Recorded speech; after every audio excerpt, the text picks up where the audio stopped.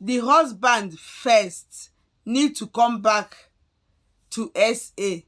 Only him can take the child, and with his mother's death certificate out of SA, he must come back to SA first.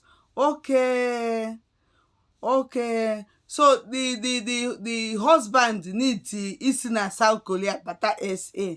Then nyawa na onwe ga-akpọrọzie nwa with death certificate mmia wee si from SA wee naba Naija. Ọ bụrụ nwunye ya ga-eme, right? Okay, at least she go see the comment. Thank you very much, ne? Yeah, because na the woman si not try go, all try go miss, that is by all means ka ọ kpọrọ nwa wee naba. No way. Anyway, ọ gakwara fa na-ele fees na-asị kedu mpịa. So okay, thank you very much for your comment.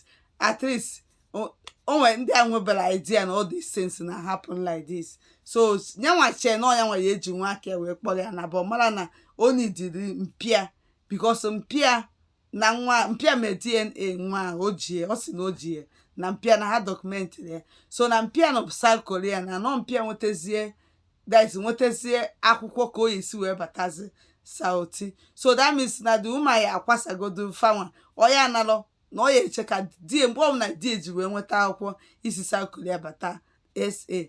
Then ọ batazia SA, then die before the zero ijeze were ma akwụkwọ nwunye ya nwụrụ anwụ and everything wee kpọrọ the nwa wee naba. Ọ consign the woman, that's the stepmother, or consign the stepmother, because stepmother enwere any there's broad relation with that child.